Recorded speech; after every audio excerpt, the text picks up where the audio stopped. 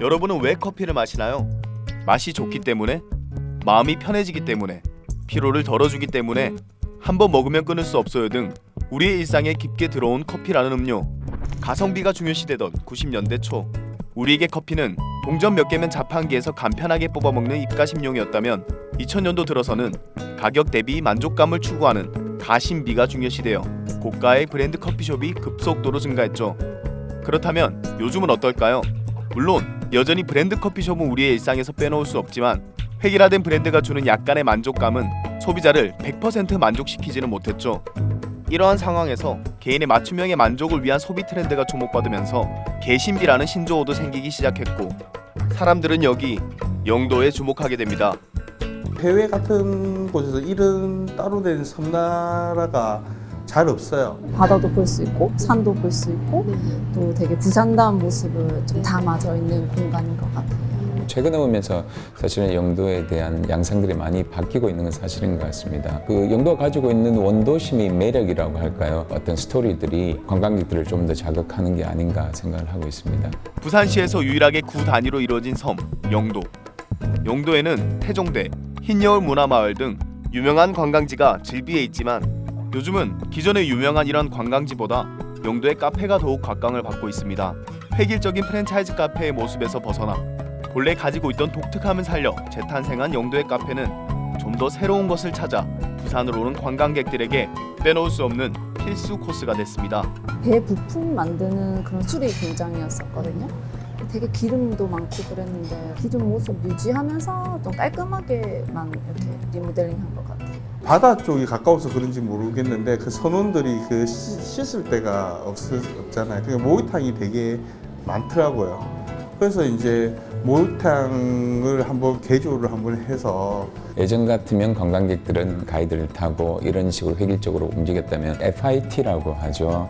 Free Independent Traveler라고 해서 개인 자유여행 위주로 본인들이 원하는 곳 그리고 이런 것들을 찾아다니게 됐습니다. 인스타그래머블이라는 얘기가 있습니다. 이건 인스타 할 만한 곳이다. 이런 것들 이쁘고 새롭고 그리고 특이한 곳 이런 곳들이 떠오르는 것 같고, 우리가 기존의 관광이라고 알고 있는 사이트시잉, 즉 유명한 관광지를 본다의 개념에서 나만의 장소를 찾는 개별 관광으로 바뀌면서 사람들은 기존 커뮤니티 속에서 공간을 체험하고 싶어하는 욕구가 커지게 됩니다. 거기에 부산의 아름다운 풍광을 기반으로 한 영도의 공간 재생이 접목되면서 새롭게 현대적으로 지어진 건물이 아니라 지역색을 그대로 반영한 영도만의 카페가 들어서게 된 겁니다. 마냥 현대를 시킨 게 아니잖아요. 부산이 가지고 있는 역사 그리고 또 어떤 산업적인 역사들 이러한 것들을 살리면서 기존에 있던 공장 건물 자리를 그대로 바탕으로 해서 만들었고, 거기에 있던 목욕탕 건물의 굴뚝을 그대로 살리면서 한다든지 수영장을 영업이 안 되는데 그것을 그대로 카페로 만든다든지 이러한 것들 원도심의 지역 재생과 같이 그 문화를 그리고 그 지역을 그대로 반영하는 이런 카페들이 사람들한테 더 열광을 받고 있지 않나 이렇게 생각합니다. 사람들이 카페를 선택할 때 중요하게 생각하는 접근성. 아무리 좋은 곳이 있더라도 그곳에 가기 어렵다면 사람들에게 외면받기 십상. 섬 한가운데 산이 위치하고 접근성 면에서는 다소 불편한 영도의 카페는 사람들에게 일종의 보물찾기로 다가와 SNS상의 친구들과 공유하게 됩니다. 그것을 힘들게 찾는 것 자체를 하나의 관광으로 생각하고 거기에 매력을 느끼게 되는 겁니다. 또 기존의 이름, 건물, 풍광이 주는 색다름은 개인이 추구하는 취향을 말 그대로 저격하게 되죠. 한때 영도의 주력 산업은 조선 산업이었습니다.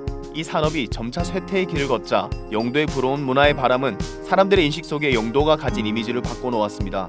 만약 예전의 영도의 성장 동력인 조선 산업이 여전히 화랑이라면 영도에 부는 새로운 문화의 바람이 조금 약해졌을까요?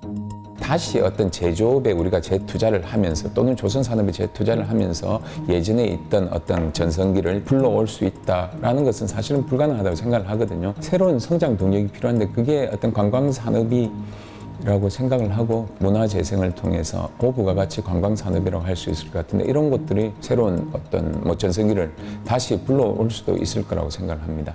그렇다면 이러한 변화는 마냥 좋기만 한 것일까?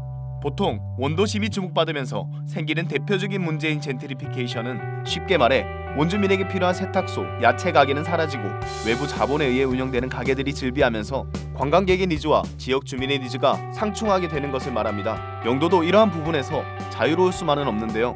그렇다면 이러한 영도에 부는 카페 열풍에 가장 개선되어야 할 부분은 무엇일까요? 주차장은 매우 중요한 문제일 것 같고요. 그리고 거길 갈 수 있는 대중교통 체계라든지 관광객의 동선과 지역 주민의 동선을 어느 정도 구분을 해가지고 그런 식으로 조절을 할 수도 있겠죠. 보이는 부분과 보이지 않는 부분이 있어요. 밖에서 볼 때는 보이는 부분만 얘기하거든요. 그런데 사실은 관광산업이 산업으로 자리를 잡기 위해서는 보이지 않는 부분이 있어야 됩니다. 관광객들의 만족도도 이 상태로 계속 가게 되면 떨어지고 그렇게 되면 뭐 아시다시피 오히려 또 부정적인 결과를 초래할 수 있기 때문에 이런 대비책은 필요할 것 같습니다. 영도에 부는 새로운 문화의 바람, 여기서 그치지 않고 조금씩 나타나는 개선점을 주목하여 새로운 성장 동력이 되길 기대해 봅니다. 커피 한 잔, 한때 200원의 값어치의 만족감을 넘어 25배의 대가를 치르고서라도 얻는 사람들의 또 다른 만족감. 여기서 다시 한번 묻겠습니다. 여러분들은 커피를 왜 마시나요?